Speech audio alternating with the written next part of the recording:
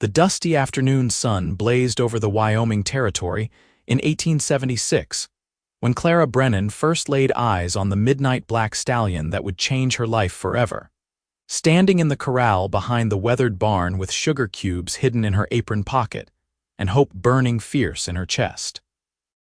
She had arrived in Sweetwater Creek 3 weeks earlier, a schoolteacher from Philadelphia with nothing but 2 trunks of belongings, and a determination to escape the suffocating expectations of Eastern society. The frontier town consisted of a single muddy street lined with wooden buildings that seemed to lean against each other for support, and the schoolhouse where she taught 15 children of varying ages stood at the far end, painted white but already graying from the relentless dust storms that swept through the valley. The horse belonged to someone, that much was certain. He was too well-groomed, too magnificent to be wild, though his eyes held something untamed that called to the restless part of Clara's soul. She had been walking back from the mercantile when she spotted him through the fence rails, and something about the way he held his head, proud and defiant, made her stop in her tracks. Clara approached the corral slowly, her boots crunching against the hard-packed earth. The stallion's ears swiveled toward her, and his dark eyes watched her with an intelligence that sent a shiver down her spine despite the heat. She had grown up around horses back in Pennsylvania, where her grandfather had kept a small stable, and she understood their language of patience and respect. "Easy now," she murmured, keeping her voice low and soothing. "I am not here to cause you any trouble." The horse snorted and tossed his magnificent head, but he did not retreat. Clara reached into her apron pocket and withdrew one of the sugar cubes she had purchased that morning, a small luxury she had allowed herself after receiving her first month's pay from the town council.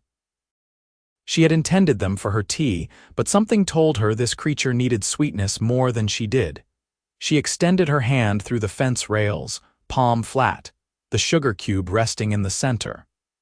The stallion regarded her for a long moment, nostrils flaring as he scented the air. Then, with surprising gentleness for such a powerful animal, he stepped forward and lowered his head. His velvet muzzle brushed against her palm as he lifted the sugar cube with his lips, and Clara felt her heart expand with a joy she had not experienced since leaving home. "There you are," she whispered, her other hand slowly rising to stroke the white star on his forehead. "You are beautiful, do you know that? Absolutely beautiful." She did not hear the footsteps approaching behind her, too absorbed in the moment of connection with this magnificent creature. When the voice came, deep and rough as river stones, it startled her so badly she nearly dropped her entire supply of sugar cubes. "That horse trusts you more than he does me." Clara spun around, her hand flying to her chest where her heart hammered like a blacksmith's anvil. The man standing 10 feet away was tall and lean, with sun-darkened skin and eyes the color of storm clouds. He wore the typical attire of a cattleman: dusty boots, worn denim pants, a faded blue shirt with the sleeves rolled to his elbows, and a leather vest. A black hat sat low on his head, shadowing his face, but she could see the sharp lines of his jaw and the way his mouth curved in something that was not quite a smile. "I apologize," Clara said, straightening her spine and lifting her chin. "I did not realize I was trespassing on private property. The gate was open and I saw this beautiful animal, and I simply could not resist." The man took a few steps closer, and she could see more details now. He was perhaps in his late 20s, with dark hair that curled slightly at his collar and a scar that cut through his left eyebrow. His hands, she noticed, were calloused and strong, the hands of someone who worked hard for his living. "No need to apologize," he said, his voice still holding that rough quality that reminded her of whiskey and campfire smoke. "I have been trying to get Thunder to take food from my hand for the better part of 6 months. He usually bites first and thinks about it later." "Thunder," Clara repeated, looking back at the stallion who now stood watching them both with those intelligent eyes. "That is a fitting name." "He was living up to it when I found him," the man said, moving to stand beside her at the fence. Caught in a canyon during a lightning storm, half mad with fear and fighting everything that moved. Took me 3 days to get close enough to rope him, and another week before he would let me touch him without trying to kick my head off. Clara could smell leather and sage coming from him, mixed with the honest scent of hard work under the sun. She was acutely aware of how close he stood, near enough that she could see the fine lines at the corners of his eyes from squinting against the harsh western light. He seems calmer now, she observed. Does not mean he trusts easy, the man replied. He turned his head to look at her, and she found herself caught in the intensity of his gaze. I am Nathaniel Garrett, by the way. Most folks call me Nate. I run the ranch that backs up to the north side of town. Clara Brennan, she said, offering her hand the way she had seen men do in business. I teach at the schoolhouse. Nate's large hand engulfed hers, warm and rough with calluses. The handshake lasted a moment longer than strictly necessary, and when he released her, Clara felt the ghost of his touch lingering on her skin. I heard the town finally got a teacher, Nate said, turning back to watch thunder. The last one only lasted 2 months before heading back east, said the frontier was too rough for civilized living. Then it is fortunate I am not as civilized as all that, Clara said with a small smile. That earned her a genuine grin from Nate, and the transformation of his face was remarkable. The hardness softened, and she could see the boy he must have been before life on the frontier carved those lines into his features.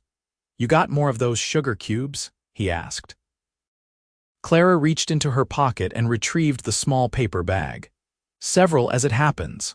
Mind if I try something? Be my guest. Nate took one of the cubes and held it up to Thunder. The stallion's ears went back and he took a step away, his eyes showing white around the edges. Nate waited, patient as stone, but Thunder would not approach. Now watch what happens when you do it, Nate said, handing the sugar cube to Clara. She repeated her earlier gesture, hand extended through the fence rails, palm flat. Thunder's ears swiveled forward, and after only a brief hesitation, he stepped close and took the sugar cube with the same surprising gentleness. I will be damned, Nate muttered, shaking his head. 6 months I have been working with him, and you waltz up with sugar cubes and make friends in 5 minutes. Perhaps he simply prefers female company, Clara suggested, unable to keep the teasing note from her voice. Cannot say I blame him for that, Nate said quietly, and when Clara glanced at him, she found him looking at her with an expression she could not quite decipher. The moment stretched between them, weighted with something unspoken. Clara felt heat rise to her cheeks that had nothing to do with the afternoon sun, and she busied herself brushing dust from her skirt to hide her sudden nervousness. Would you like to feed him again? She asked, desperate to break the tension. Perhaps if I stand close by, he might accept it from you. Worth a try, Nate agreed. They positioned themselves at the fence, standing so close their shoulders nearly touched. Clara handed Nate a sugar cube, and he extended his hand through the rails. Thunder eyed them both warily, but with Clara standing right there, murmuring soft encouragements, the stallion eventually approached. His lips barely touched Nate's palm as he took the offering, and then he backed away quickly, as if surprised by his own boldness. Well, I will be, Nate said softly, a note of wonder in his voice. That is the first time he has taken anything from my hand without trying to take a finger with it. He is beginning to trust you, Clara said. It just takes time and patience. Seems like he needs you around to remind him I am not so bad, Nate replied, turning to face her fully. Miss Brennan, I do not suppose you would be willing to come by again. Maybe help me work with Thunder a bit more. I would be happy to pay you for your time. Clara should have said no. She was new to town, still establishing her reputation as a respectable schoolteacher, and spending time alone with a bachelor rancher was the sort of thing that started tongues wagging. But when she looked into Nate's hopeful eyes and then back at Thunder standing proud and beautiful in the afternoon light, she found herself nodding. I would not require payment, she said, but I would enjoy helping with Thunder if you truly think I could be useful. More useful than you know, Nate said, and his smile made something flutter in Clara's chest that she had not felt in a very long time. They arranged for her to return the following Saturday, giving her time to prepare her lessons for the week and Nate time to finish the fence repairs that had been occupying his attention. As Clara walked back toward the small boarding house where she rented a room, she could feel Nate's eyes following her, and she had to resist the urge to look back. The week passed with agonizing slowness. Clara threw herself into her teaching, working with the children on their arithmetic and reading, but her mind kept drifting to the corral behind that weathered barn, to a midnight black stallion with trust issues and a cowboy with storm-cloud eyes, her landlady, Mrs. Henderson, noticed her distraction at dinner on Wednesday evening. The older woman, a widow who had come west with her husband during the gold rush days, had sharp eyes that missed very little. "You have been walking around with your head in the clouds, girl," Mrs. Henderson said, passing Clara the bowl of mashed potatoes. "Something on your mind?" Clara felt her cheeks warm. "Nothing in particular, just thinking about lesson plans." "Lesson plans," Mrs. Henderson repeated, her tone suggesting she did not believe a word of it. "Would not have anything to do with you being seen talking to Nate Garrett last Saturday, would it?" The heat in Clara's cheeks intensified. "I was simply admiring his horse. We barely spoke. Hum. Mrs. Henderson's eyes twinkled with amusement. "Well, you could do worse. Nate is one of the good ones. Lost his parents to cholera when he was 16, raised his younger sister all by himself while building that ranch from nothing. She married a merchant's son from Cheyenne last year, and now Nate is out there all alone. Seems to me he could use some good company." "Mrs. Henderson," Clara protested weakly. "I am just saying," the older woman continued, undeterred. "You are young, pretty, and smart as a whip, and unless I miss my guess, you did not come all the way out to Wyoming just to dry up into an old maid teaching other people's children." Clara opened her mouth to argue, then closed it again. Mrs. Henderson was not wrong exactly. She had left Philadelphia partly to escape her mother's relentless matchmaking attempts with unsuitable men, but also because she craved something more than the suffocating propriety of Eastern society. She wanted adventure, passion, a life lived fully under these vast Western skies. "I am going to help him work with his horse," Clara admitted finally. "Thunder does not trust easily, and for some reason he seems calmer around me." "I bet Thunder is not the only one, Mrs. Henderson said with a knowing smile. Saturday dawned clear and bright, the sky that endless blue that seemed unique to the frontier. Clara dressed carefully in her most practical work dress, a sturdy brown cotton that would not show dirt, and braided her hair into a single plait down her back. She told herself she was being sensible, preparing for work with a horse, but the truth was she had changed her outfit 3 times before settling on this one. She arrived at the corral just after 9 o'clock, carrying a small basket with fresh sugar cubes and some apples she had bought from the mercantile.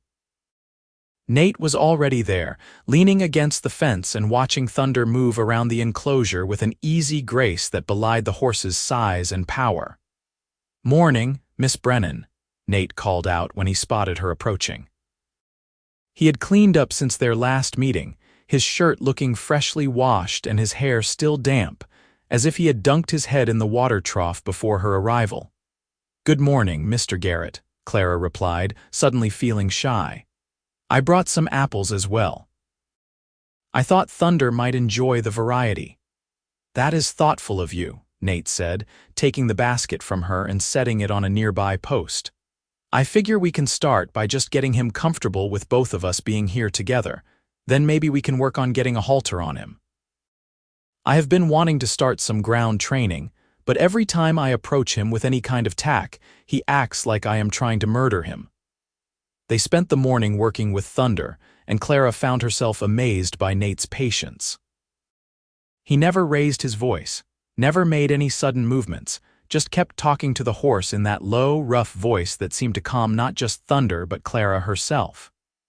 She found herself relaxing in Nate's presence, the initial awkwardness fading as they focused on their shared goal. Thunder gradually accepted both of them standing near the fence, and by midday, he was taking treats from either of their hands without hesitation. The breakthrough came when Clara suggested they both enter the corral together. "You sure about that?" Nate asked, his expression concerned. "He is used to you being on the other side of the fence. Inside his space, he might react differently." "We will move slowly," Clara assured him, "and if he seems distressed, we will leave immediately." They climbed over the fence rails carefully, dropping into the corral with soft thuds. Thunder's head shot up, his eyes fixing on them with sudden intensity. Clara could feel the tension radiating from him, the barely contained urge to bolt or fight. "Easy," she murmured, taking a small step forward. "We are not here to hurt you, beautiful boy. We just want to be your friends." Nate moved to her left, maintaining the same slow, careful pace. They advanced together, two humans united in their desire to connect with this magnificent creature who had known too much fear and not enough kindness. Thunder held his ground, every muscle in his body coiled tight. His nostrils flared and his tail swished nervously. Clara's heart pounded, but she kept her breathing steady, her movements fluid and non-threatening. When they were about 10 feet away, Clara stopped and withdrew an apple from her pocket. She had cut it into quarters that morning, making it easier to offer as treats. The sweet scent drifted across the space between them, and she could see Thunder's nose twitch with interest. "Come on, Thunder," Nate said softly. "You know we have the good stuff." For a long moment, the stallion remained frozen in indecision. Then, with a snort that might have been surrender or acceptance, he took a tentative step forward, then another. And another, until he was close enough that Clara could feel his warm breath on her outstretched hand.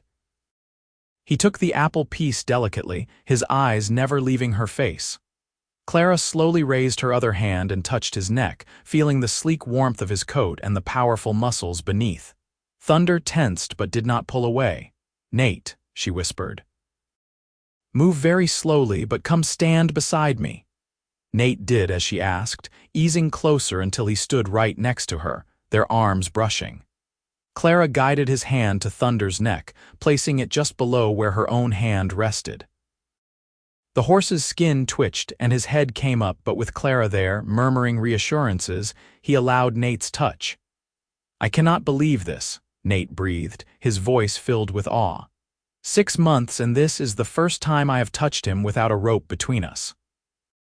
They stood there for several minutes, both stroking Thunder's neck while the horse gradually relaxed into their attention. Clara was acutely aware of Nate beside her, of the heat radiating from his body in the midday sun, of the way his shoulder pressed against hers.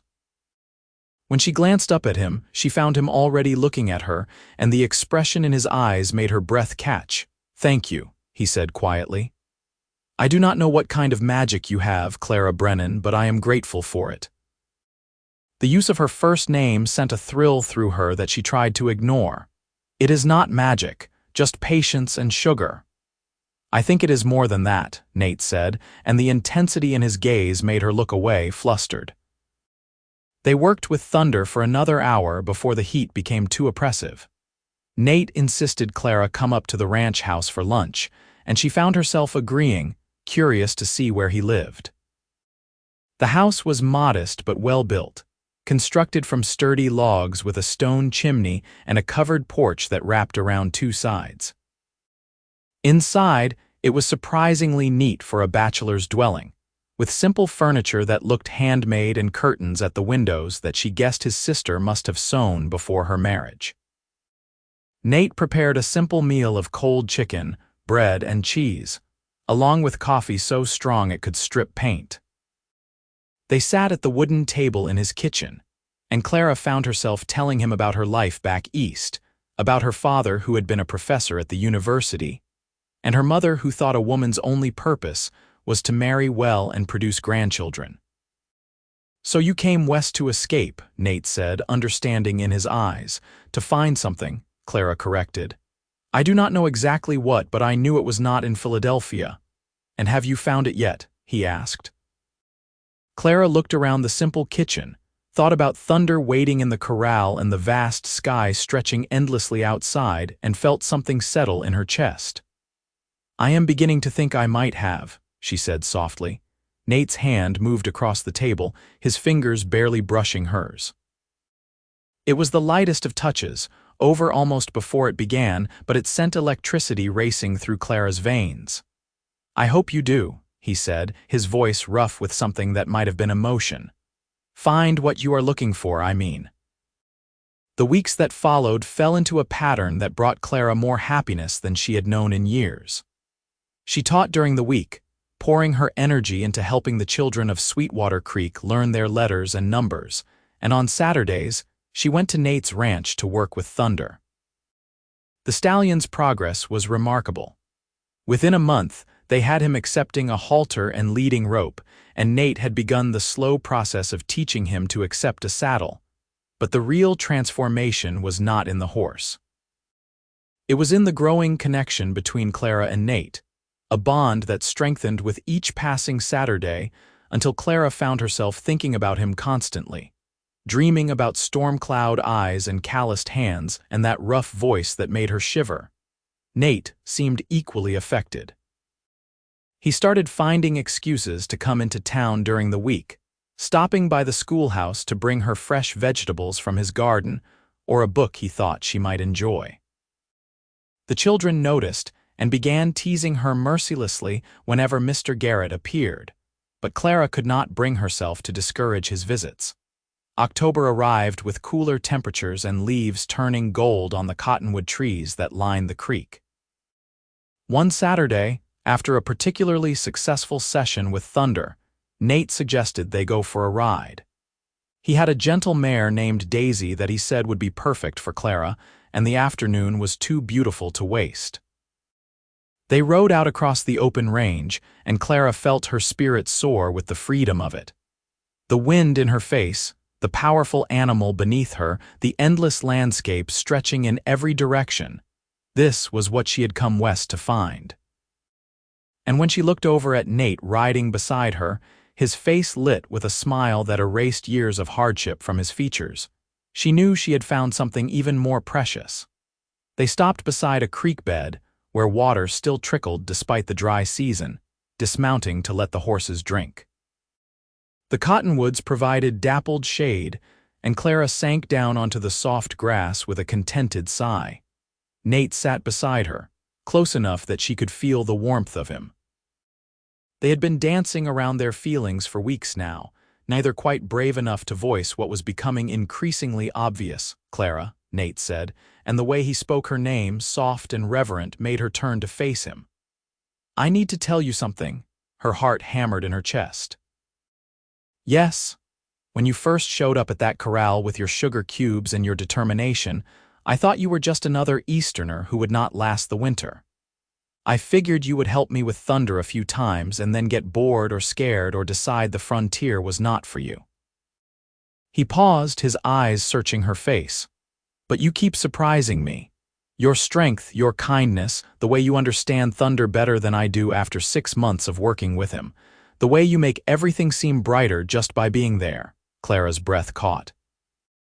"Nate, let me finish," he said, his voice rough with emotion. "I have not felt this way about anyone since I was too young to know what it meant. Maybe I have never felt this way at all, but every day you are not there, I find myself wishing you were. Every night, I lie awake thinking about your smile and the sound of your laugh and the way you look with the sun in your hair. I'm not good with fancy words, Clara, but I need you to know that I am falling in love with you. Hell, I think I already have." The world seemed to stop spinning. Clara could hear the creek babbling over stones, the horses moving through the grass, her own heart beating a wild rhythm against her ribs.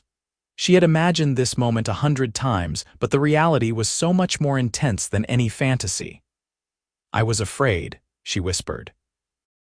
"Afraid that I was the only one feeling this way. Afraid that you just saw me as help with your horse, nothing more."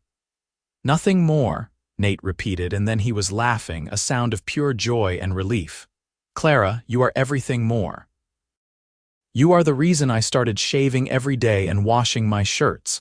You are why I cannot concentrate on anything anymore because my mind keeps drifting to you. You are the first thought I have when I wake up and the last before I sleep." Tears pricked at Clara's eyes, but they were happy tears. "I love you too," she said, the words tumbling out in a rush. "I did not come west looking for this for you, but now that I have found you, I cannot imagine my life without you in it." Nate's hand came up to cup her cheek, his thumb brushing away the single tear that had escaped. "Can I kiss you?" He asked, and Clara loved that he asked, that even now, with emotions running high, he was careful with her, respectful. "Please," she breathed. His lips met hers softly at first, tentative, as if he was afraid she might disappear. But when Clara responded, her hands coming up to grip his shoulders, the kiss deepened. It was everything a first kiss should be, sweet and passionate, gentle and fierce, a promise and a beginning all wrapped into one perfect moment. When they finally pulled apart, both breathing hard, Nate rested his forehead against hers. "Marry me," he said. Clara pulled back, startled. "What? I know it is fast," Nate said quickly. "I know we have only known each other a few months, but out here, life does not wait.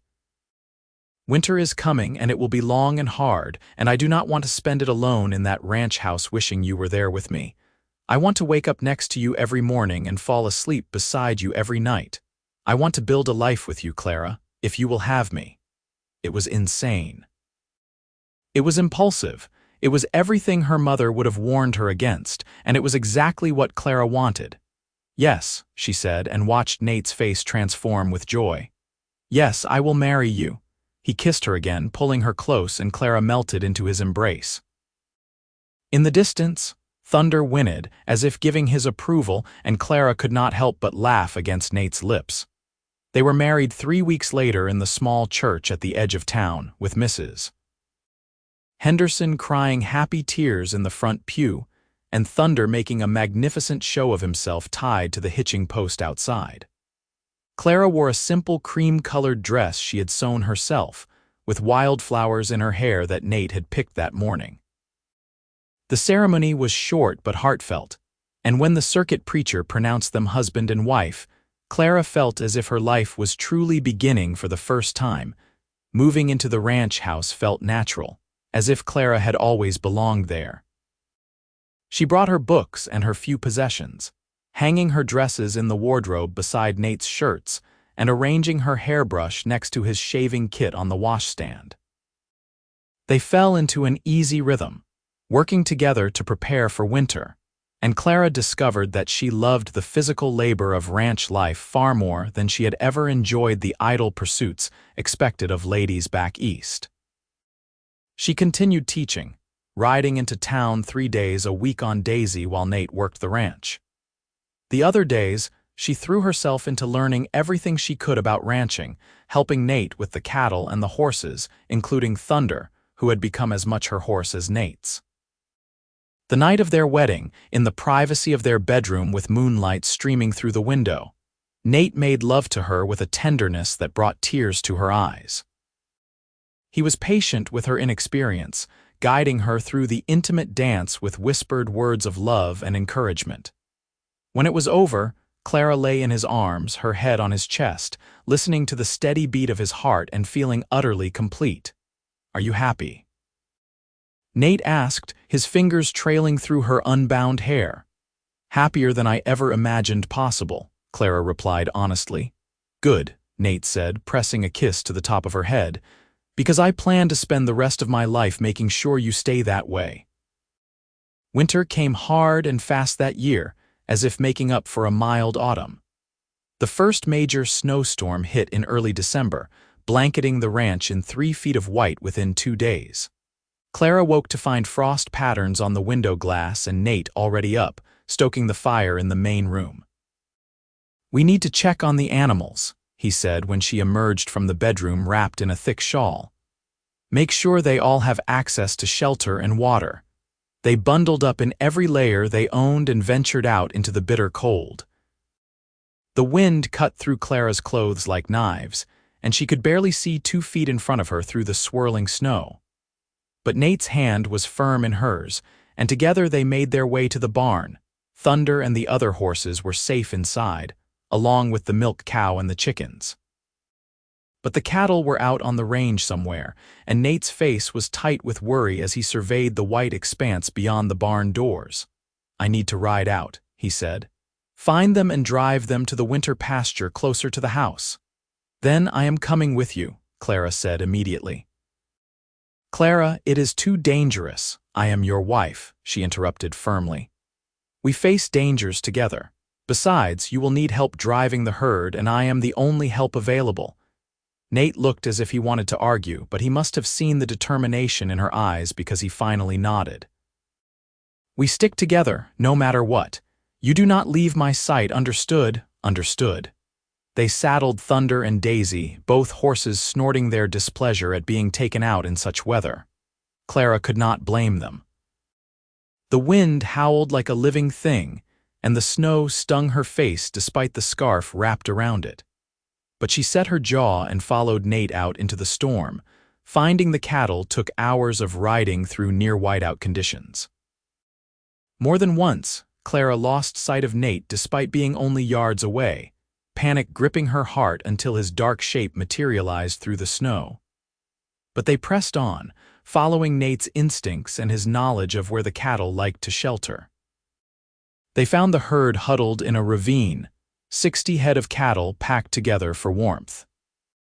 Getting them moving in the storm was a nightmare, but Clara proved herself that day, riding hard and calling to the cattle, working in perfect tandem with Nate to drive the herd toward the safety of the winter pasture. By the time they got the cattle secured and made it back to the ranch house, both of them were half frozen and completely exhausted. Nate immediately stripped off Clara's wet clothes, his hands shaking from cold and fear as he checked her for frostbite. Then he wrapped her in blankets and held her close by the fire, his face buried in her hair. "I thought I was going to lose you out there," he said, his voice rough.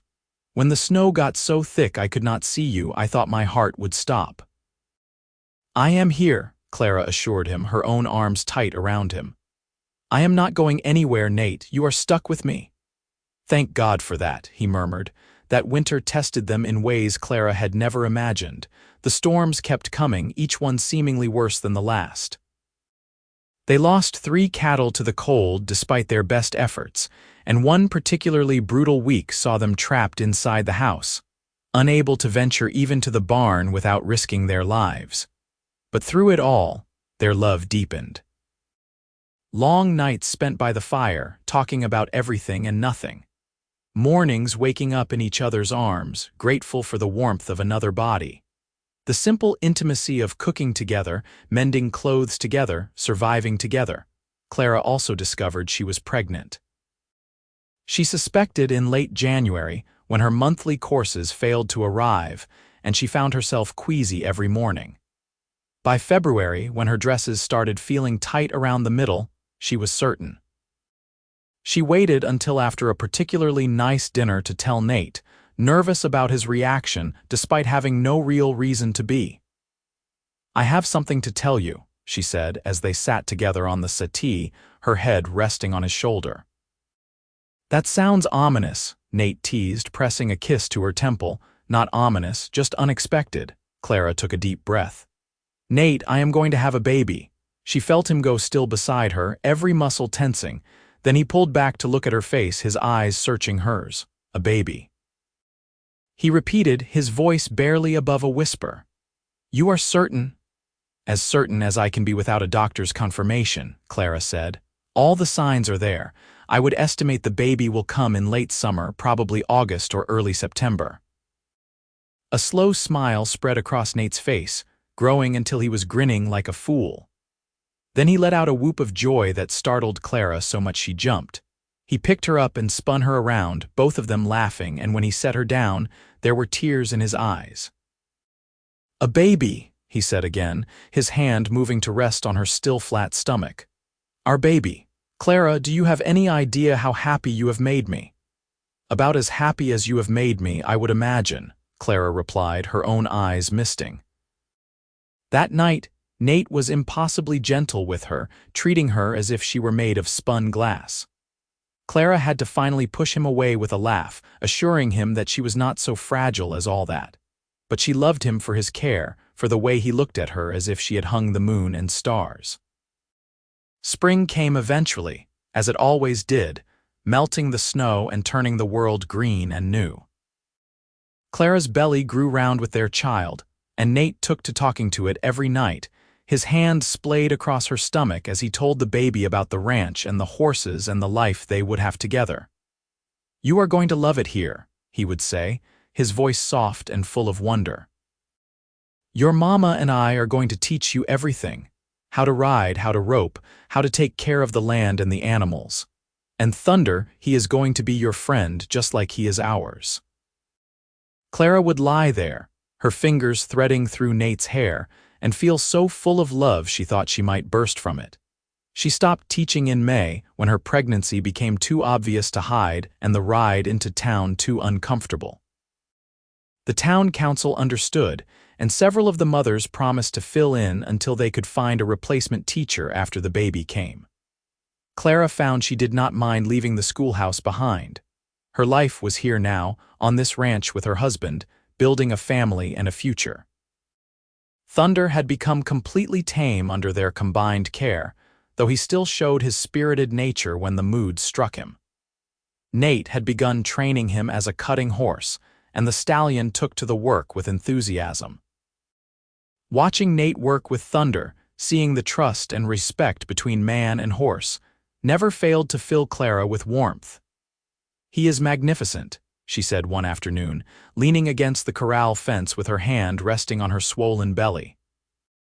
"He is," Nate agreed, riding Thunder over to where she stood, "and it is all thanks to you.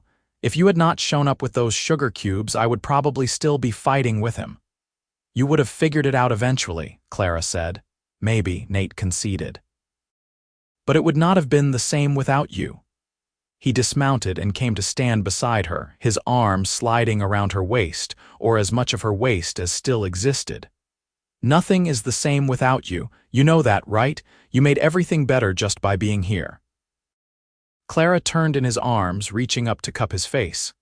"You gave me a home, Nate, a real home, not just a place to live. You gave me purpose and love and a family. I think we saved each other."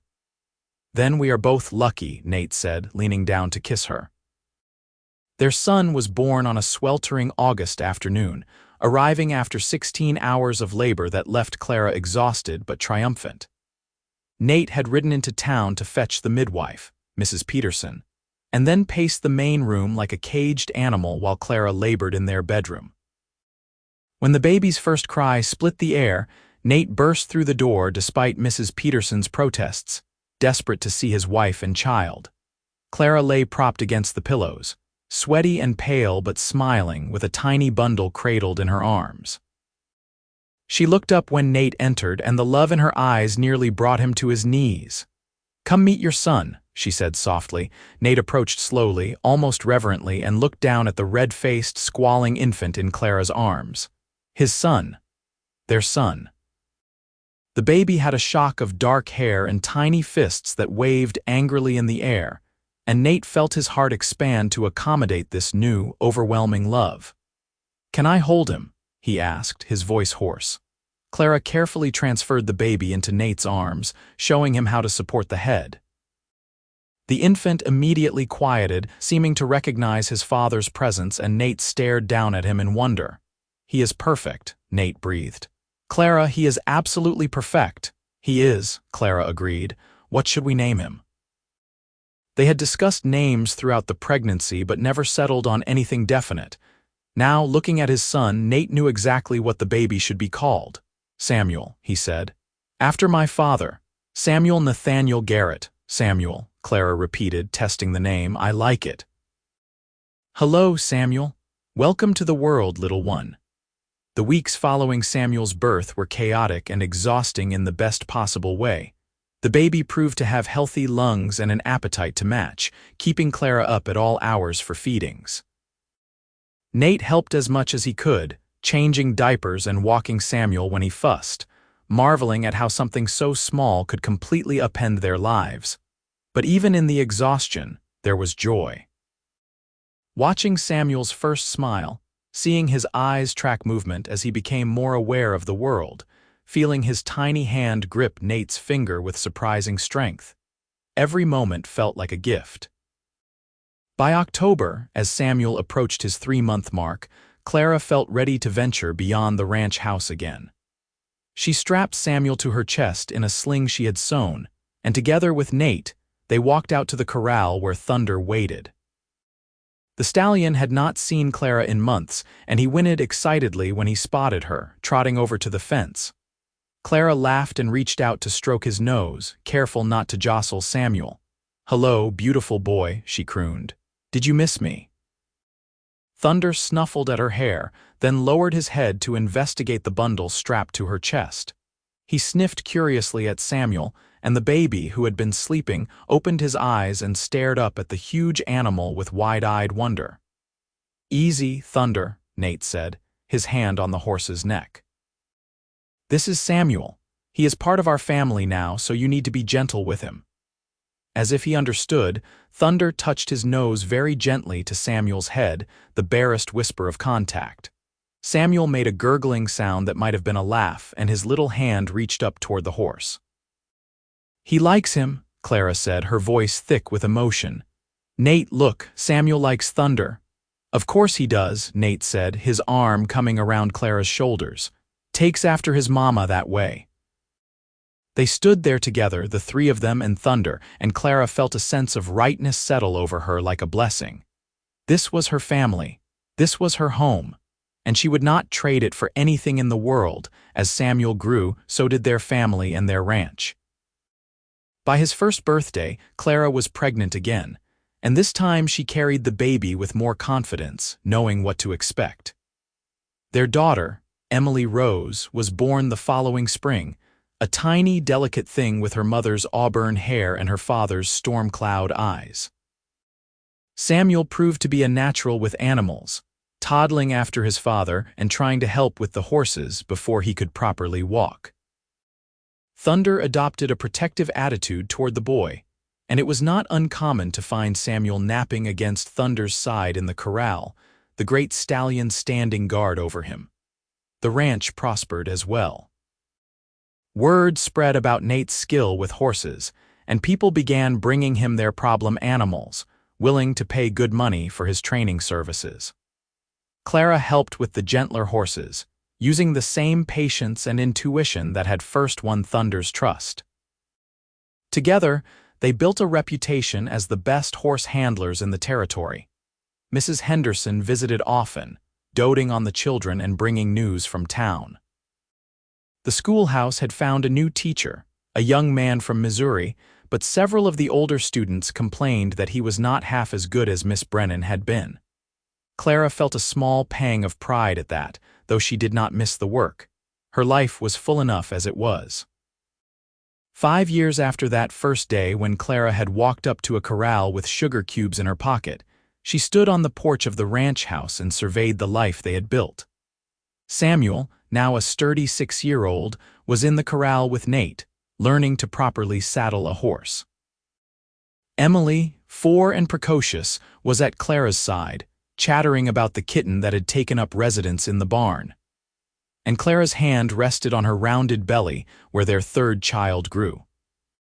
Thunder stood in his usual spot by the fence, older now but still magnificent, watching over Samuel with that same protective intensity he had shown since the boy was born.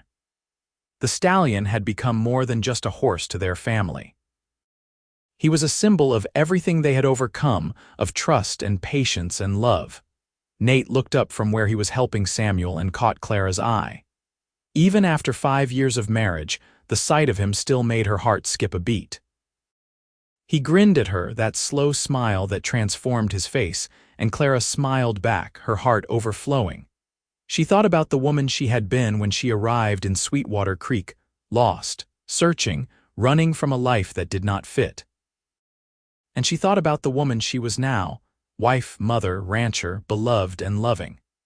The journey from one to the other had not always been easy, but it had been worth every hardship. A gust of wind swept across the range, carrying the scent of sage and grass and possibility. Clara closed her eyes and breathed it in, feeling the sun warm on her face and Emily's small hand in hers. Somewhere in the distance, cattle lowed, and closer, she could hear Nate's low voice explaining something to Samuel, patient as always. This was her life. This was her home.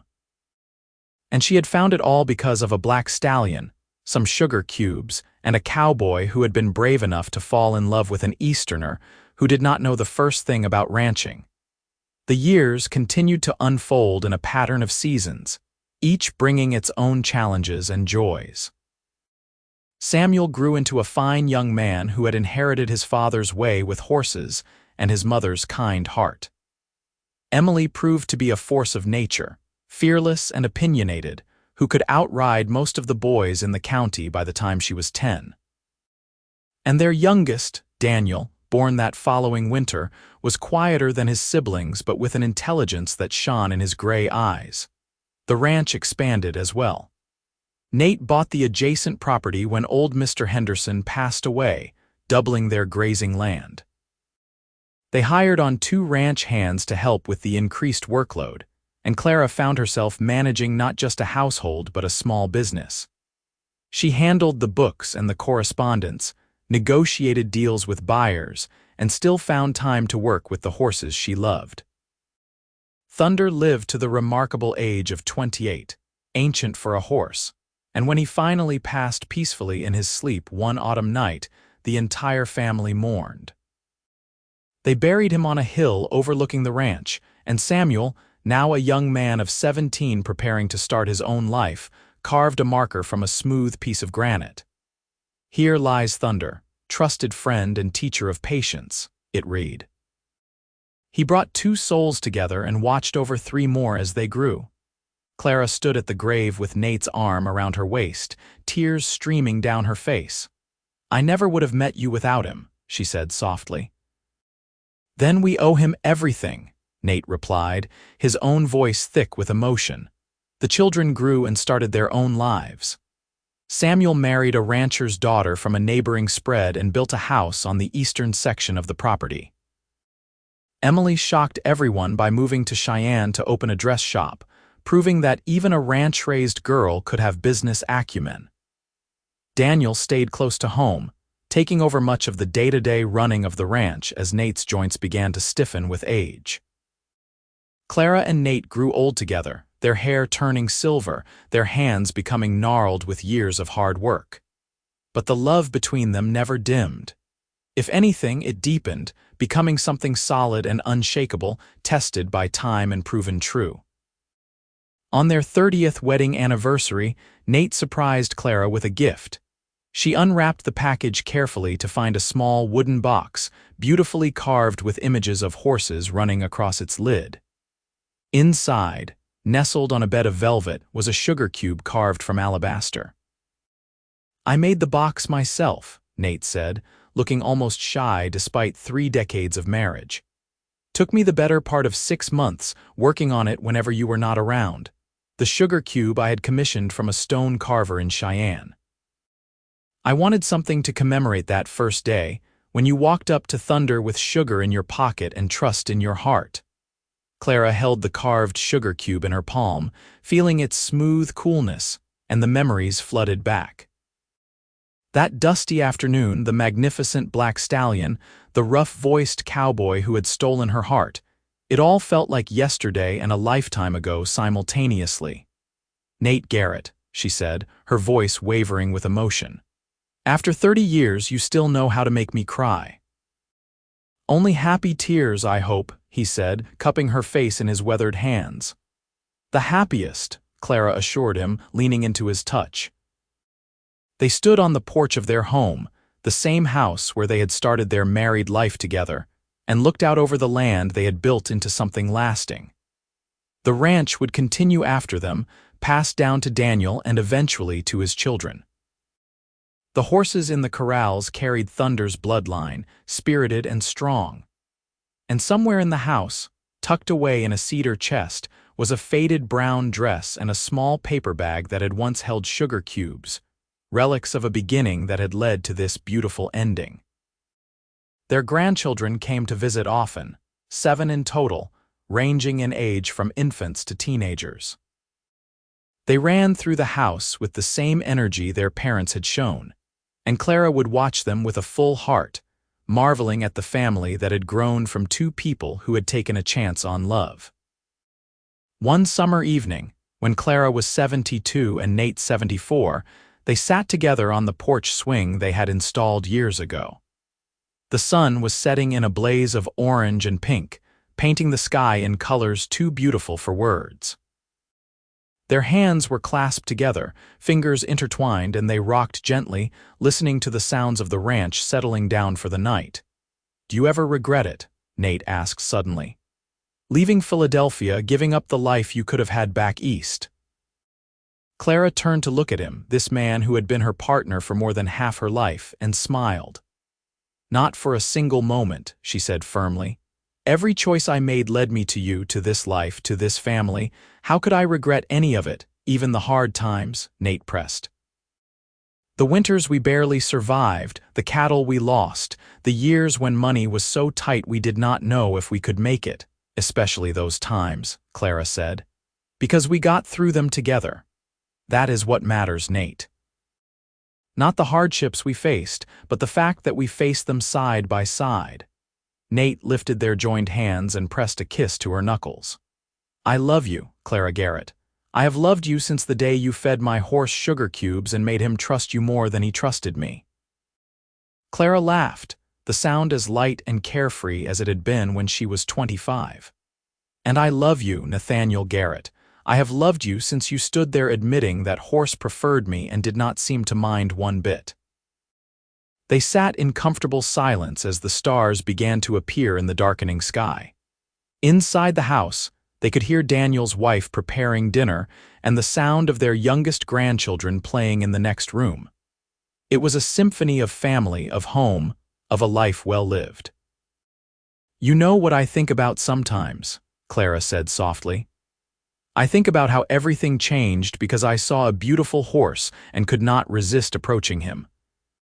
If I had walked a different way back from the mercantile that day, if thunder had not been in the corral, if I had not had sugar cubes in my pocket, our entire lives might have been completely different." "I do not believe that," Nate said. "I think somehow, someway we would have found each other. Maybe it would not have been thunder and sugar cubes, maybe it would have been something else. But I have to believe that some things are meant to be, Clara.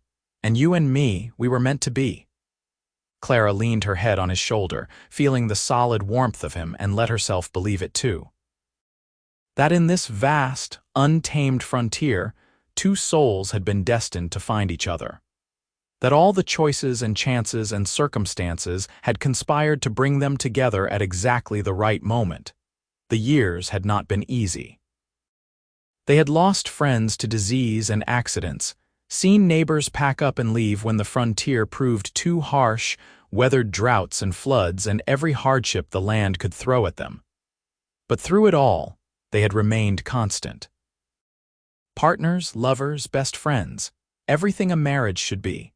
As autumn arrived that year, bringing with it cooler temperatures and the golden glow of changing leaves, Clara felt a shift in her body. She was slowing down more than usual, feeling tired in a way that sleep could not fix. She did not mention it to Nate at first, not wanting to worry him, but eventually the fatigue became too pronounced to hide. Daniel insisted on bringing the doctor out from town, and after a thorough examination, the news was both expected and devastating. Clara's heart was weakening, the doctor explained. There was not much to be done except make her comfortable and prepare for the inevitable. Nate refused to accept it at first. He wanted to take Clara to Denver to find specialists to do anything and everything possible. But Clara stopped him with a gentle hand on his arm. "Nate," she said softly, "I am 72 years old. I have lived a full and beautiful life. I am not afraid of what comes next." "But I am not ready," Nate said, his voice breaking. "I am not ready to lose you, Clara. I do not know how to exist in a world where you are not there."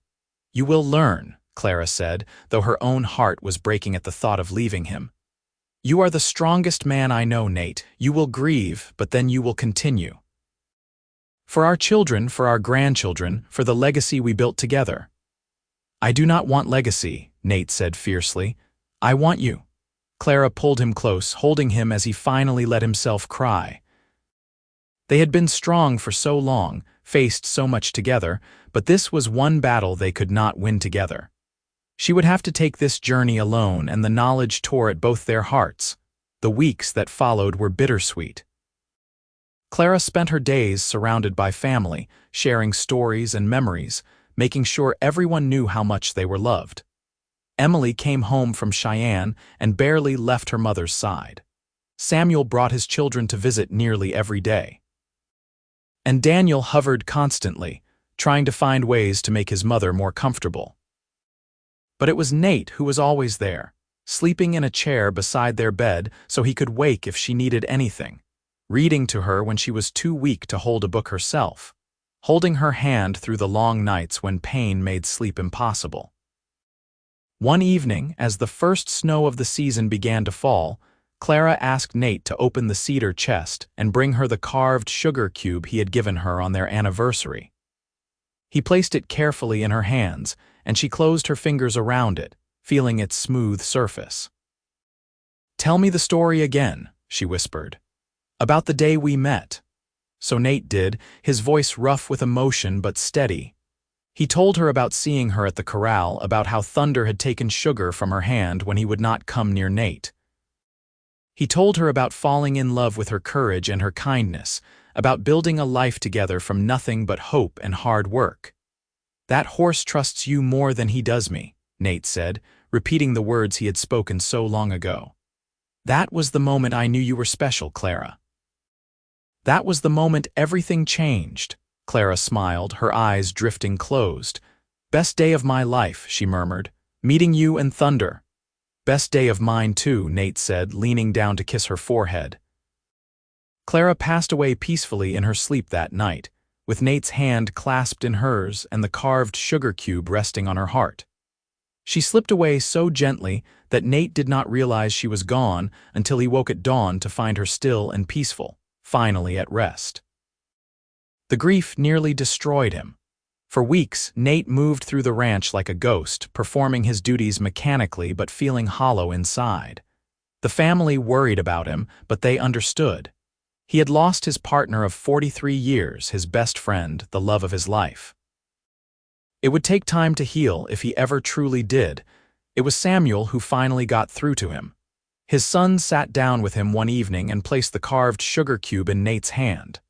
"Mama would not want you to give up," Samuel said gently.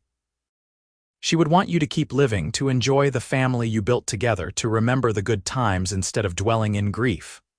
"I know," Nate said, his voice hoarse from disuse. "But knowing and doing are two different things." "Then let me help you," Samuel said. "Let all of us help you." "You do not have to do this alone, Pa. You taught me that. You taught all of us. That family means facing things together." Slowly, painfully, Nate began to rejoin the world of the living.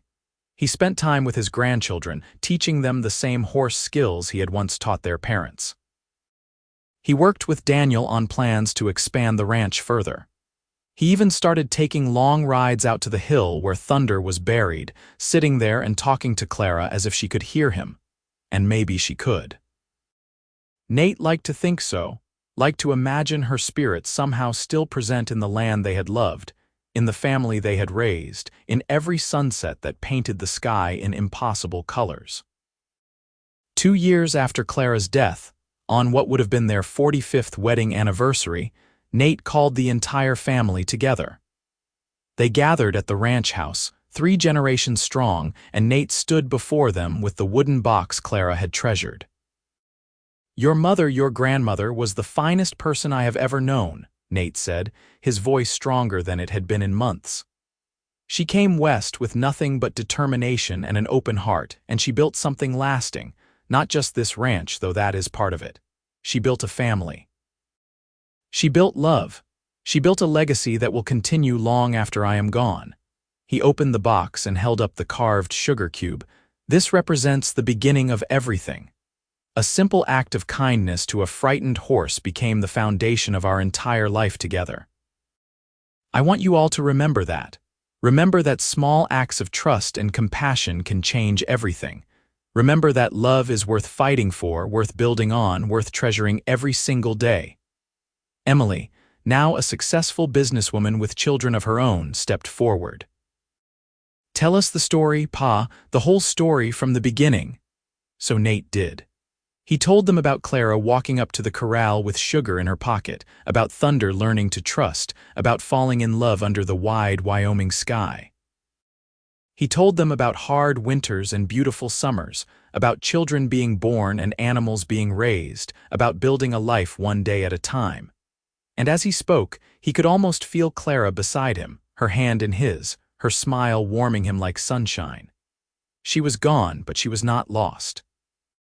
She lived on in their children's laughter, in their grandchildren's joy, in the horses that carried Thunder's bloodline, in every acre of the ranch they had built together.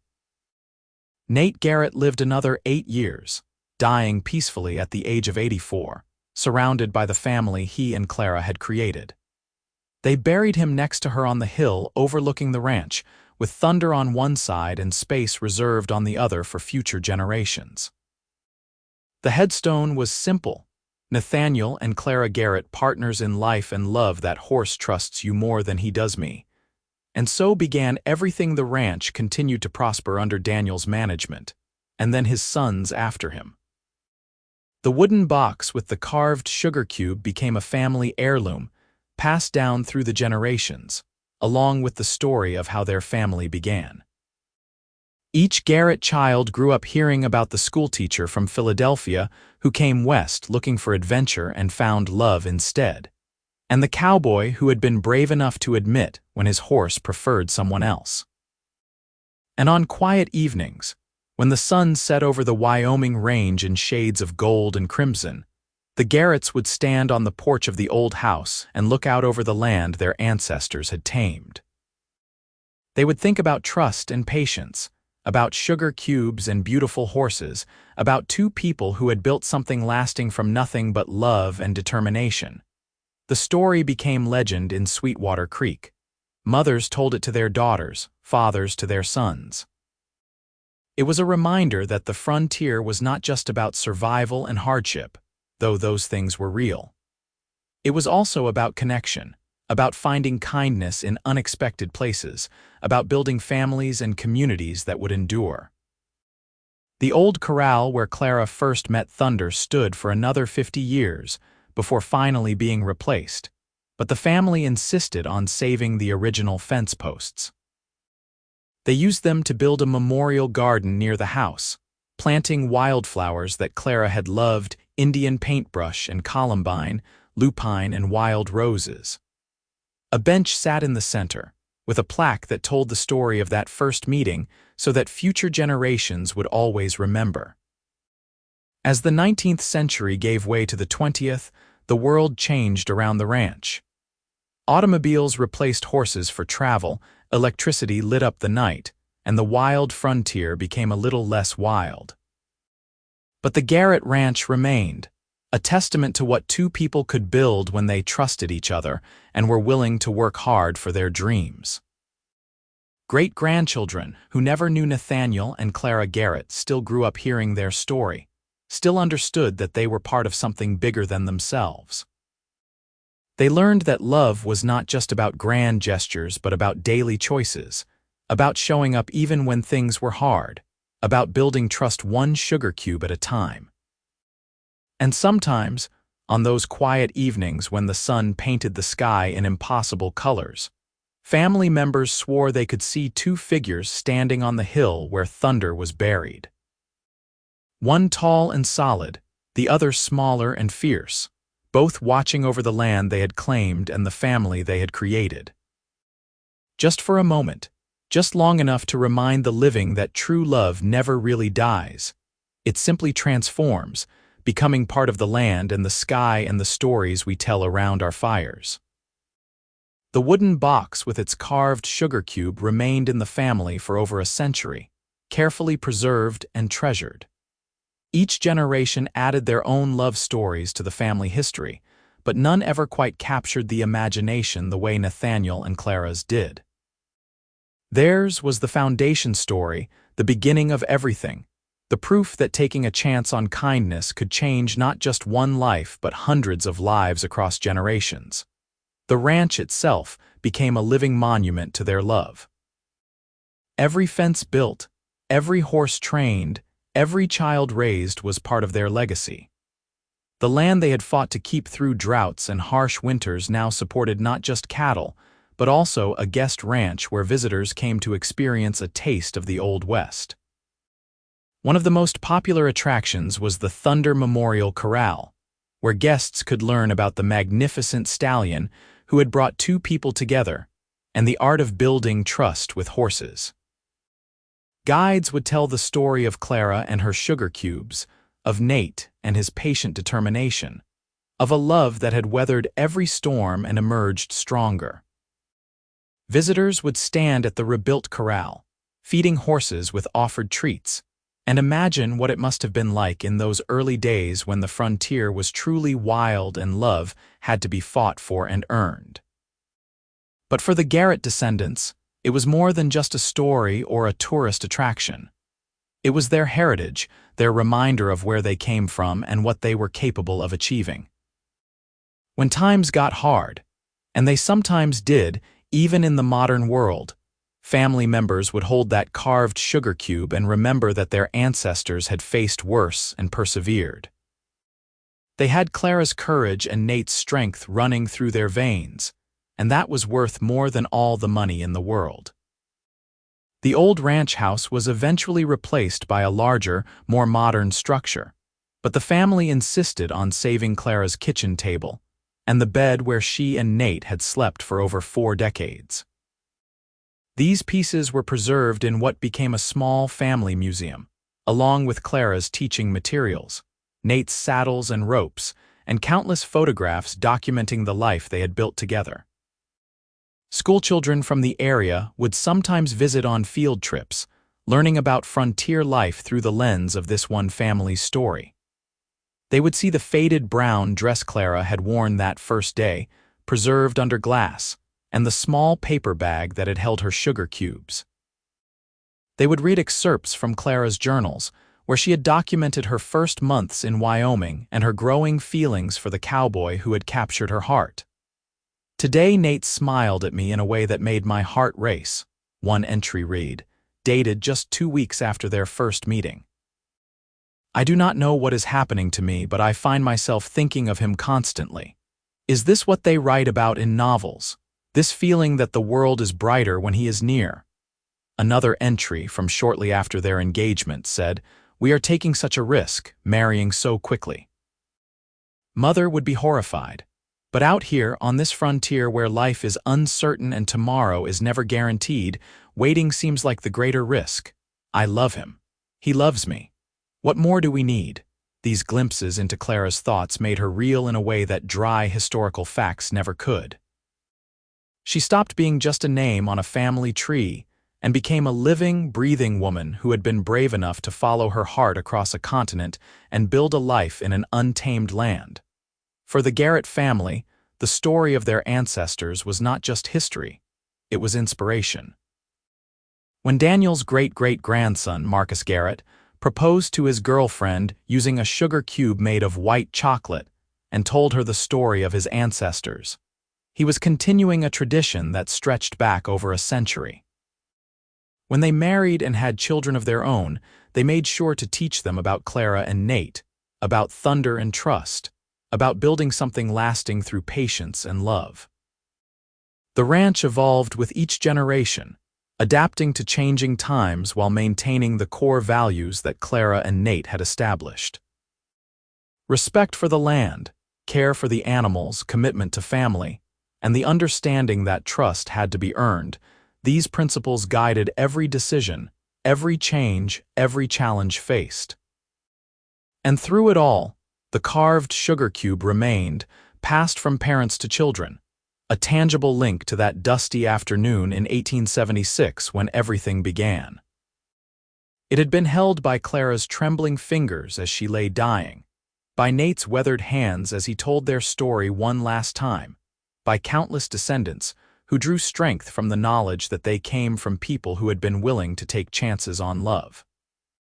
In the end, that was the true legacy of Clara and Nathaniel Garrett, not the land they had claimed or the money they had earned, but the proof that one person's kindness to a frightened horse could ripple out across time, touching lives that would not exist for generations, creating a family bound not just by blood, but by the shared understanding of what it meant to truly love someone.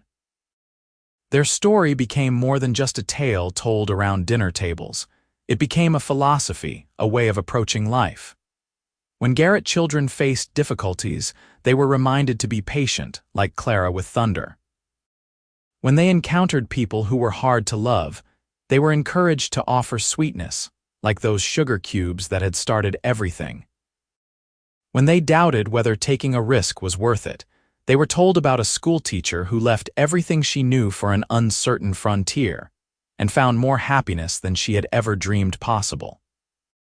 The love story of Clara and Nathaniel Garrett, which began with a woman feeding sugar to a horse and a cowboy admitting that the horse trusted her more than him, became a testament to the power of small moments to change everything. It reminded generations that love was not always about grand declarations or sweeping gestures.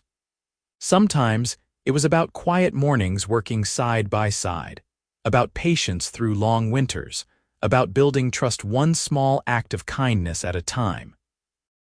And as the years turned into decades and the decades into centuries, the Garrett Ranch remained, a living monument to two people who had taken a chance on each other and built something that would endure long after they were gone. The land they had loved still rolled away under vast Wyoming skies. The horses in the corrals still carried Thunder's proud bloodline. And somewhere in a wooden box carved with running horses, a sugar cube made of alabaster waited to tell its story to the next generation, ensuring that Clara and Nathaniel Garrett's love would never be forgotten. Their story was complete, their ending as happy as anyone could hope for, not because their lives were easy or perfect, but because they had faced every challenge together, built something lasting from nothing but determination and love, and left behind a legacy that would continue to inspire long after the last person who had known them personally was gone. In the end, that was all anyone could ask for, to be remembered, to have mattered, to have loved and been loved in return. Clara and Nathaniel Garrett had achieved all of that and more, proving that sometimes the greatest adventures begin with the simplest of gestures. A woman with sugar cubes in her pocket, a horse learning to trust, and a cowboy brave enough to fall in love with both.